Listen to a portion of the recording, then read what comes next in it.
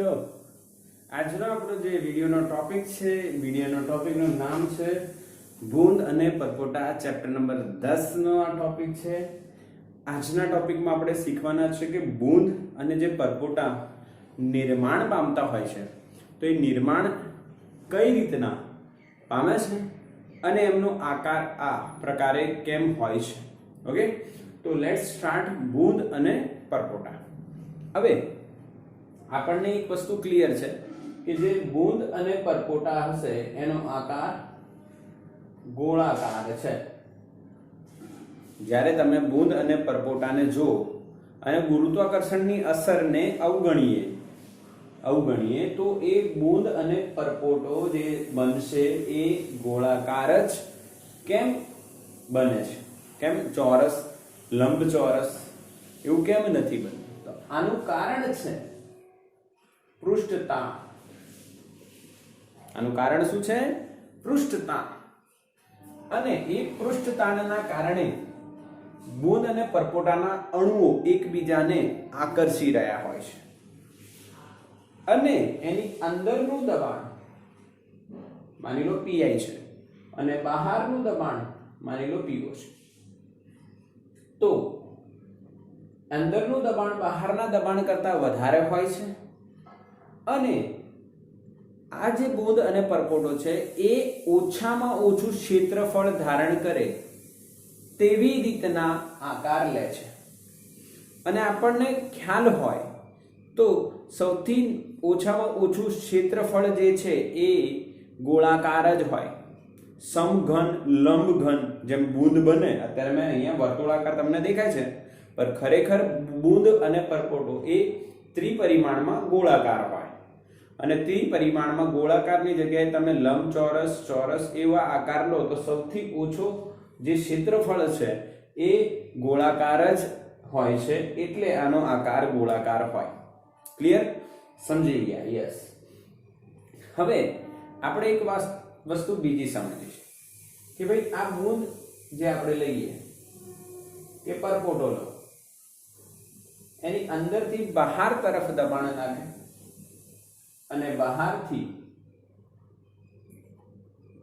અંદર તરફ દબાણ લાગે. ઓકે, તો આપણે અંદરના દબાણને PI કહીએ અને બહારના દબાણને PO કહીએ છીએ. તો કયું દબાણ વધારે હશે? તો એનું જે અંદરનું દબાણ છે એ બહારના દબાણ કરતા સહેજ વધારે હોય છે, તો જ આ આકાર ગોળાકાર.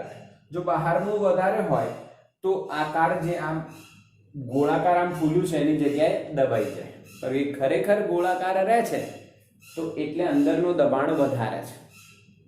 તો આજના લેક્ચરમાં આપણે આ અંદરનું જે વધારાનું દબાણ છે એ શોધીશું. માની અંદર 10 પાસ્કલ છે અને બહાર 2 પાસ્કલ છે. દબાણની વાત ચાલે છે ને, દબાણનો એકમ શું છે, પ્રેશરનો એકમ શું છે? પાસ્કલ. તો આ 10 છે અને 8 છે માની લો, તો વધારાનું દબાણ કેટલું થાય? 2 પાસ્કલ. 10 - 8, આ 10 અને 8 તો 2 પાસ્કલ. એટલે PI - PO શોધવાનું છે.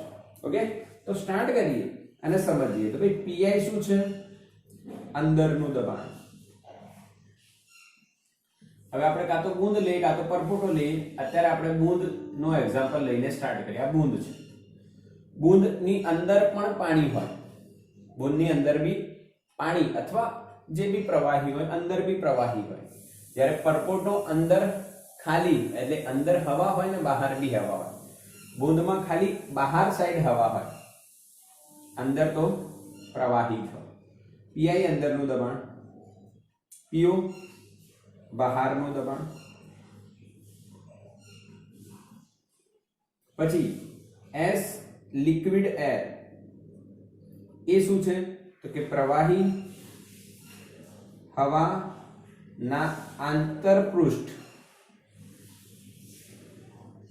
નું પૃષ્ઠતાણ. એટલે પૃષ્ઠતાણ છે લિક્વિડ અને એર વચ્ચેનું. આ લિક્વિડ છે અને બહાર એર છે, એનું પૃષ્ઠતાણ છે.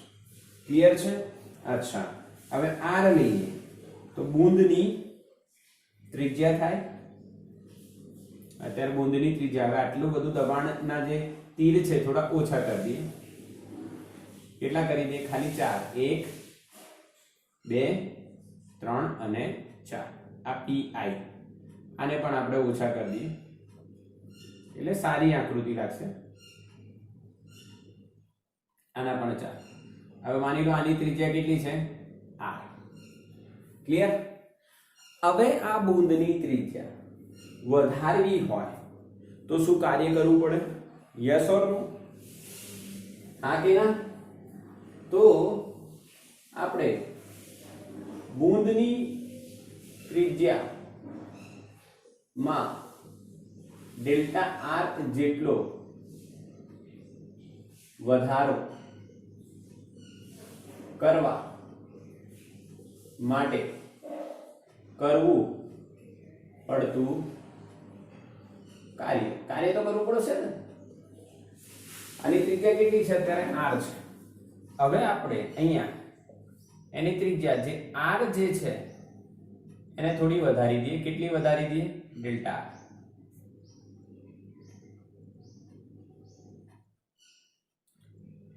અહીંયા કેન્દ્રથી ત્રિજ્યા કેટલી હતી? r. હવે આપણે વધારીને કેટલી કરી દીધી? સૂક્ષ્મ વધારો ડેલ્ટા r. તો એના કાર્યને આપણે બે રીતના શોધીશું બેટા. બે રીતના કાર્ય શોધીશું, પછી એ બંનેને સરખાઈ દઈશું એટલે આપણને દબાણનો તફાવત મળી જશે. પહેલું કાર્ય જે શોધીશું આપણે દબાણના તફાવતના કારણે.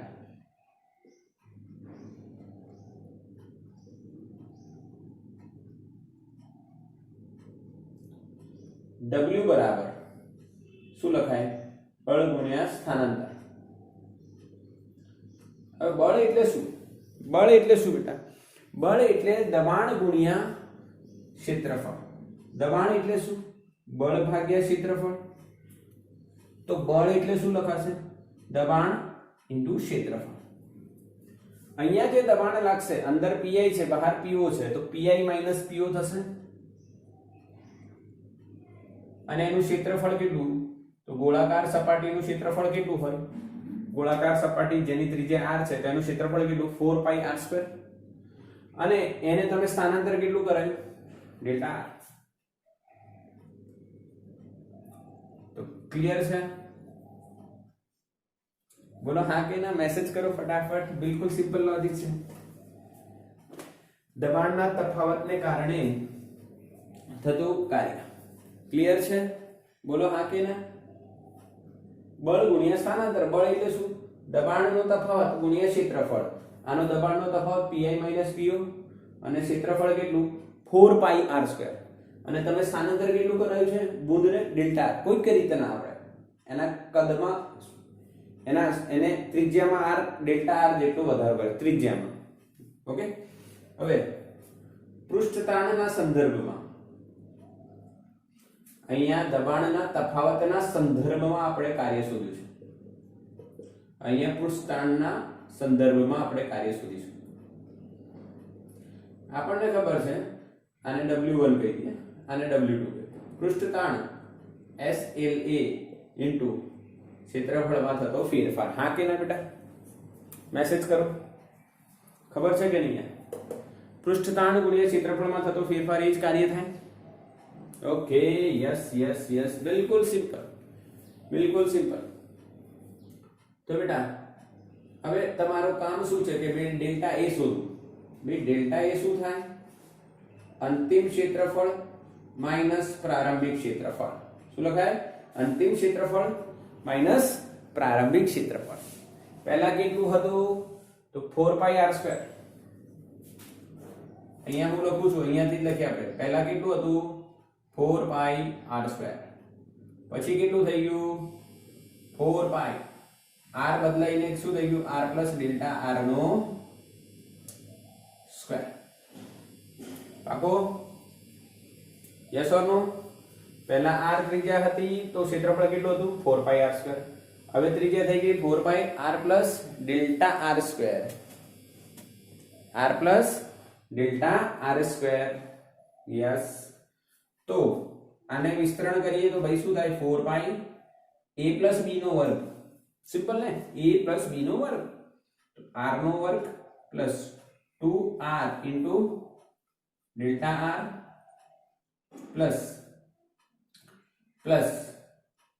Delta r square.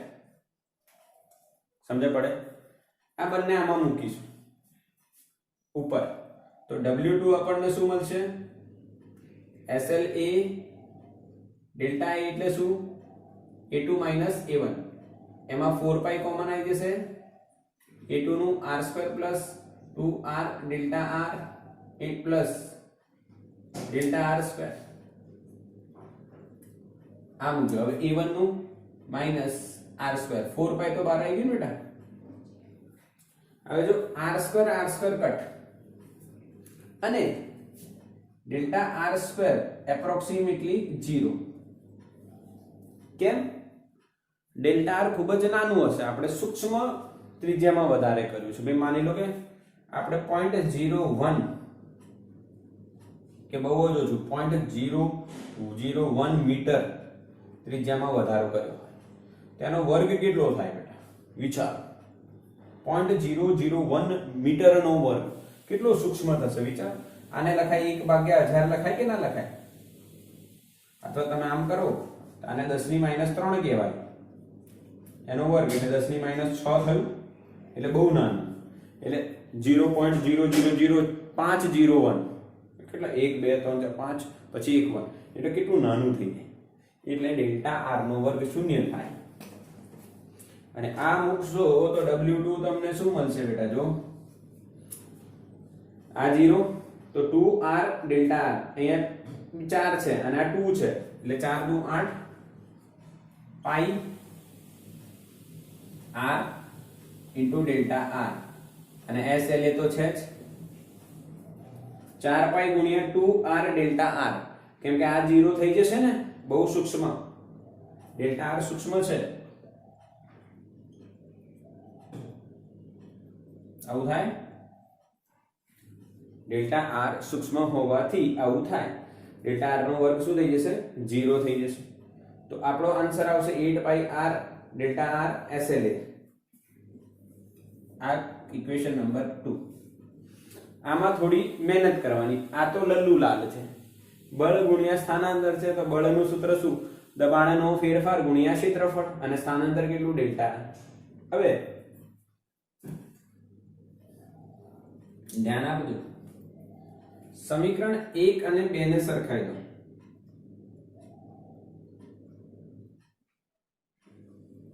કેમ સરખાવાનું? કે બેટા જો આ અને આ અલગ અલગ સંદર્ભમાં કાર્ય છે, પણ કામ તો એક જ થાય છે ને, ડેલ્ટા r ત્રિજ્યામાં વધારો. યસ ઓર નો? હા કે ના? સમજજો મારી વાત. આ બંનેના સંદર્ભ આપણે અલગ લીધા છે, પણ કાર્ય તો શું થાય છે? ડેલ્ટા r ત્રિજ્યામાં ખાલી વધારો થાય છે. તો બંને કાર્ય સરખા હશે. તો w1 શું છે? pi minus po into 4 pi r square into delta r is equals to 8 pi r delta r into SLA. ભાઈ ડેલ્ટા r કટ બરાબર પાઈ કટ, ભાઈ 1 r કટ, અને આ 4 દુ 8 થઈ જશે. એટલે આપણને pi માઈનસ po જે શોધવાનું છે એ મળી જશે. 2 SLA 2 SLA upon r. Clear? હા કે ના? 2 SLA upon r અથવા 2s upon r અથવા 2t upon r એ બી ચાલે. 2t upon r બિલકુલ સિમ્પલ. હવે તમે કહેશો સર આટલું બધું કરવાનું? હા બેટા, આટલું જ કરવાનું છે, આટલું જ છે.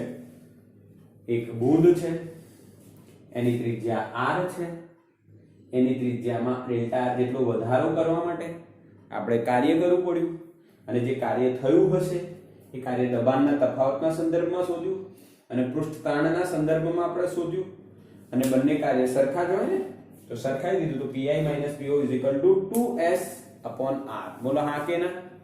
હવે આનો સ્ક્રીનશોટ લઈ લો.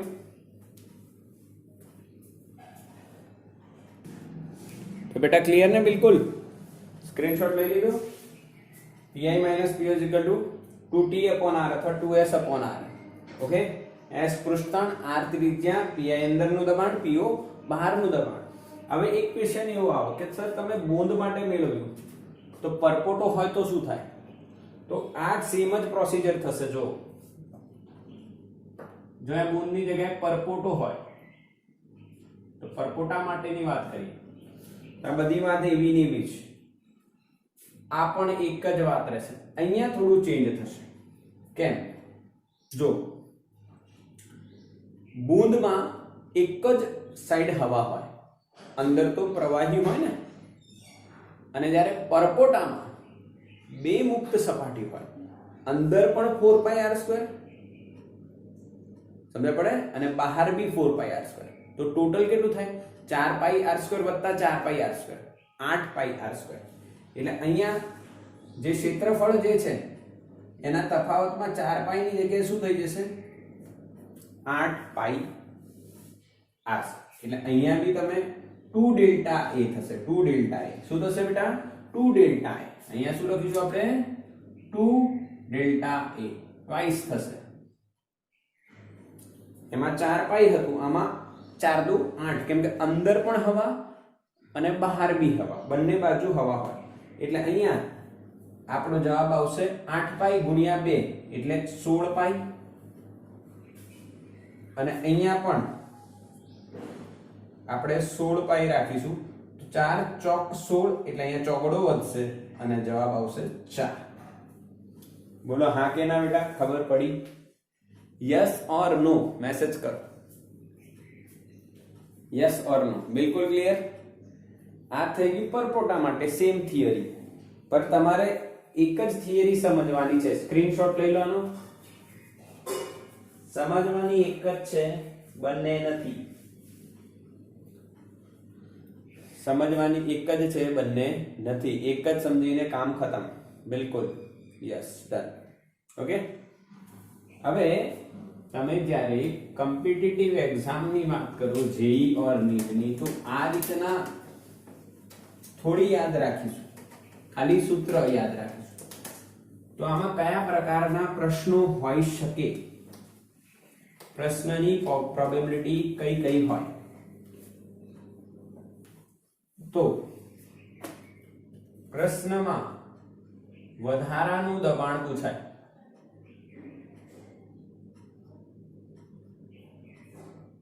વધારાનું દબાણ જે આપણે શોધ્યું જો બૂંદ માટે આપણે લખીએ તો શું લખાય pi માઈનસ po બરાબર 4k2 તો કે સર 2 SLA upon r જો પરપોટા માટે તમે લખો તો પરપોટા માટે pi માઈનસ po જો આમાં 2s upon r છે જ્યારે આમાં 2 into 2s upon r એટલે 4 થઈ જશે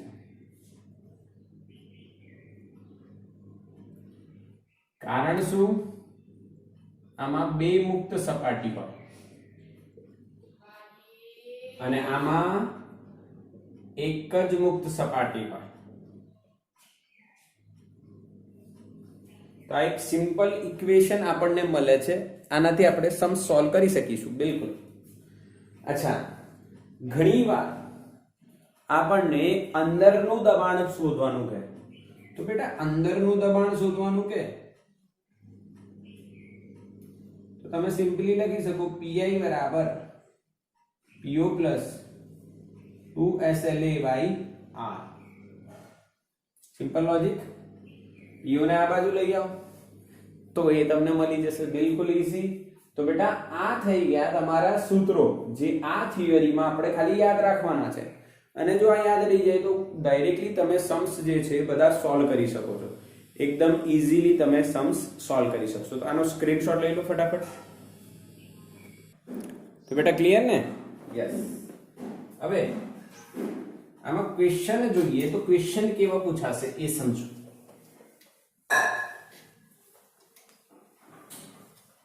હવે તમે એક વસ્તુ તમને ખબર છે કે પરપોટા અને બૂંદ, તો બૂંદ આપણે સમજ્યા, ચલો બૂંદ તો હવામાં રચાઈ રહી છે, પણ પરપોટો પાણીમાં પણ રચાય, હા કે ના? યસ ઓર નો? તો એક પ્રશ્ન હું તમને પૂછું કે પાણીમાં પરપોટો ઉપર આવે છે, એનું કારણ? પાણીમાં હવાનો પરપોટો ઉપર તરફ ગતિ કરે,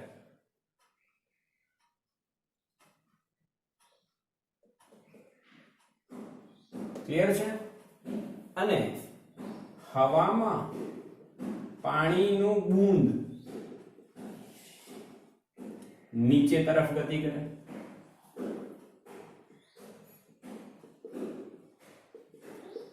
ક્લિયર છે આ વસ્તુ? આવું થાય છે કે ના થાય? તમે પાણીની બોટલ લો અને એને આમ થોડું શેક કરો તો એમાં પરપોટા બનશે, ને પરપોટા બધા ક્યાં જાય? જુઓ તો, કરીને જુઓ, ક્યાં જાય બધા પરપોટા? આમ કરો તો બધા પરપોટા ક્યાં આવે? ઉપર આવે. યસ. અને તમે કોઈ પાણી હાથમાં લઈને આમ નાખો જરીક, તો જે બૂંદ પડશે એ ક્યાં જશે? નીચે. અથવા નળ બંધ કર્યા પછી થોડી પાણી રહીને એમાં બૂંદ બનીને ક્યાં આવશે? નીચે આવશે. તો આ એક કારણ હું તમને બતાવું, એક કારણ જુઓ, સમજો. તો બેટા આ તમને ટર્મિનલ વેગનું સૂત્ર ખબર છે? vt બરાબર 2/9 r² g upon eta rho minus sigma.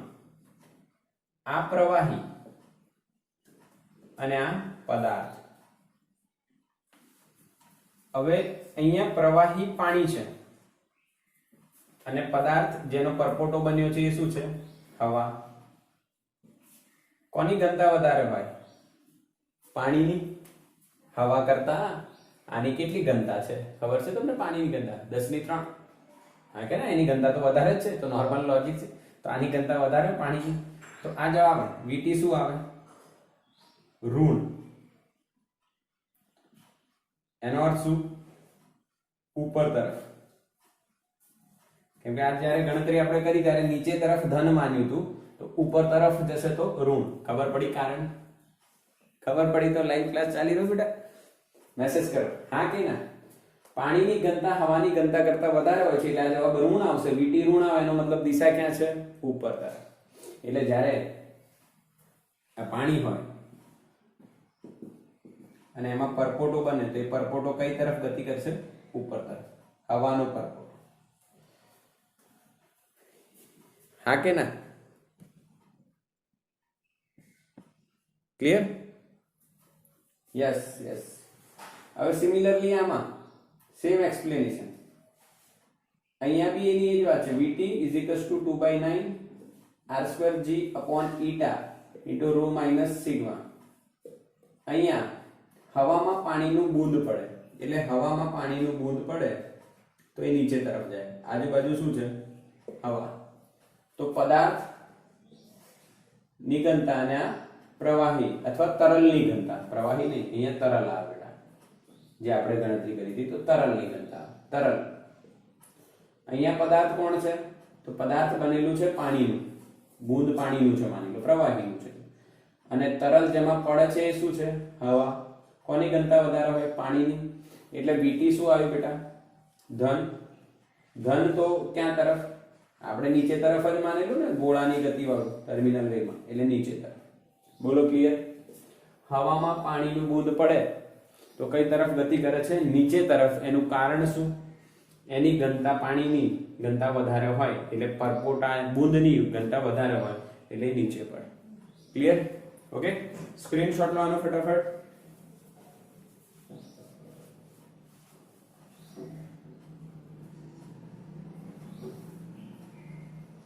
Clear?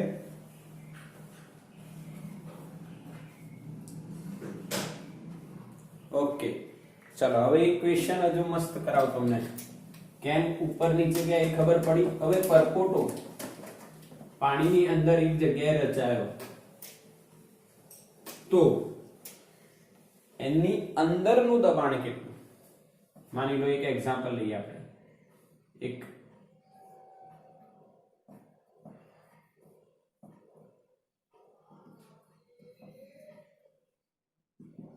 Okay,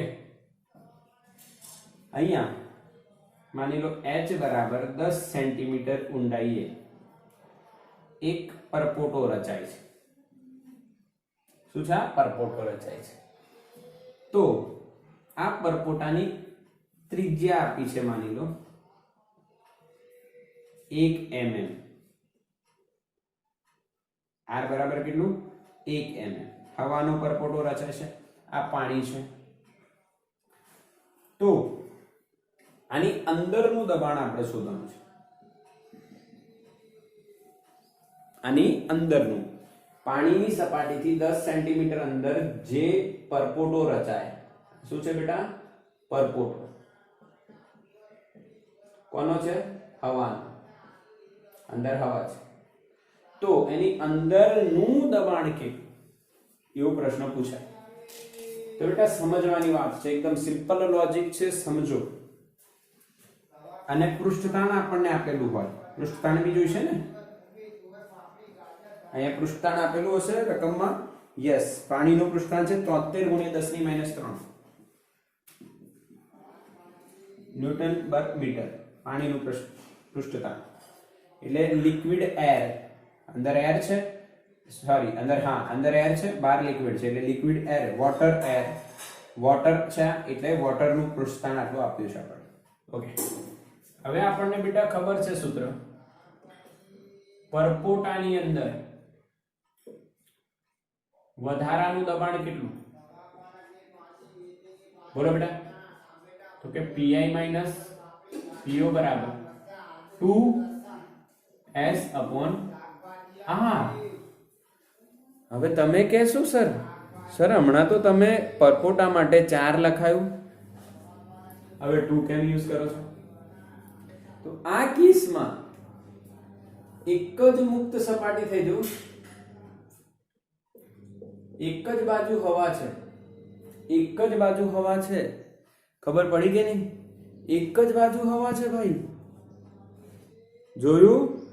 હા, પાણીની અંદર જ્યારે પરપોટો રચાય, હવામાં રચાય ને તો બે બાજુ હોય હવા, પણ પાણીની અંદર પરપોટો આપણે હવામાં કઈ રીતના રચાય? આપણે ફૂંક મારીએ તો જે પરપોટો બન્યો એ હવામાં બન્યો, હવામાં બન્યો. તો અંદર બી હવા ને બહાર બી હવા. પણ જ્યારે આપણે પાણીની બોટલને આમ શેક કરીને અંદર જે પરપોટા બને છે એમાં ખાલી અંદર જ હવા હોય, બહાર તો પાણી હોય, એટલે એક જ મુક્ત સપાટી એટલે 2s અપોન r. હવે અંદરનું દબાણ શોધવાનું છે, તો બેટા pi બરાબર શું લખાય? po plus 2s by r. po એટલે બહારનું દબાણ. તો અહીંયા જે બહારનું દબાણ હશે po, એ વાતાવરણનું દબાણ Pa બરાબર 1.013 ગુણ્યા 10 ની 5 પાસ્કલ છે. અને આ ઊંચાઈના કારણે જે દબાણ લાગશે એ શું? ρgh થશે. આટલી ઊંચાઈના કારણે એટલે Po કેટલું થશે?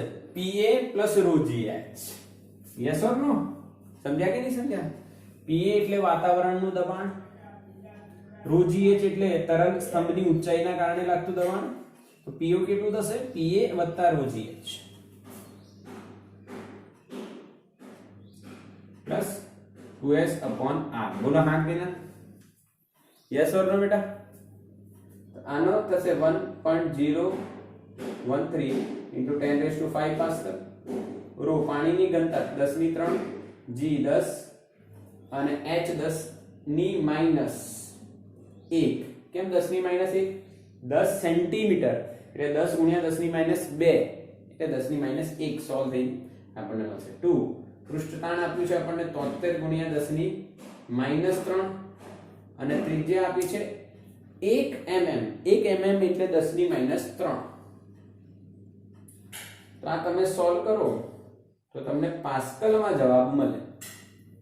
આમાં આ તો કટ થઈ જશે, અહીંયા આ કટ થઈ જશે, એટલે 73 દુ 6 અને 7 દુ 14 એટલે 146 થઈ ગયું ને. આ 10 ની 3 એટલે 1000 અને 10 ની 5 એટલે 1 લાખ. એ રીતના તમે સોલ્વ કરશો તો બેટા તમને આન્સર કેટલો મળે છે? લગભગ 1.037 ગુણ્યા 10 ની 5. 1.037 ગુણ્યા 10 ની 5. એમાં એ લોકોએ g 9.8 લીધું છે.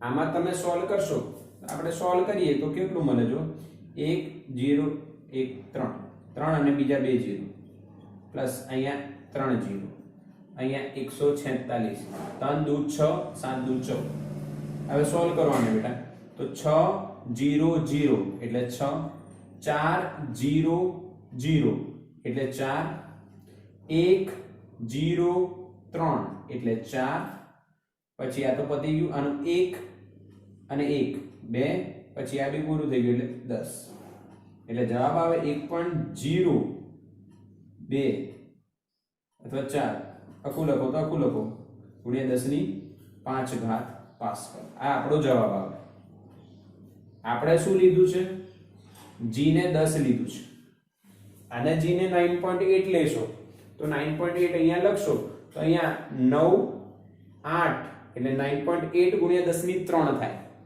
9.8 ગુણ્યા 10 ની 3 થાય એટલે 9800 થાય ઓકે કે 98 980 થાય 9.8 ગુણ્યા 10 ની 3 હા કે ના અને આ 10 કટ ના થાય પાછા યસ એટલે પૂરું તમે સમજી ગયા કે નહીં 9.8 આખા પદનો જવાબ શું આવે અહીંયા 9.8 ગુણ્યા 10 ની -1 એટલે 0.98 ગુણ્યા 10 ની 3 એટલે 980 આવે અહીંયા કેટલો આવે 980 એ પ્રમાણે ગણતરી કરી જો 9.8 હોય પર જો 10 લઈ લે તો સીધું આ રીતના આપણને જવાબ મળે બોલો ક્લિયર બેટા આવો પણ દાખલા આવડે કે ના બૂંદ પરપોટાના દાખલા સિમ્પલ છે સ્ક્રીનશોટ લો બેટા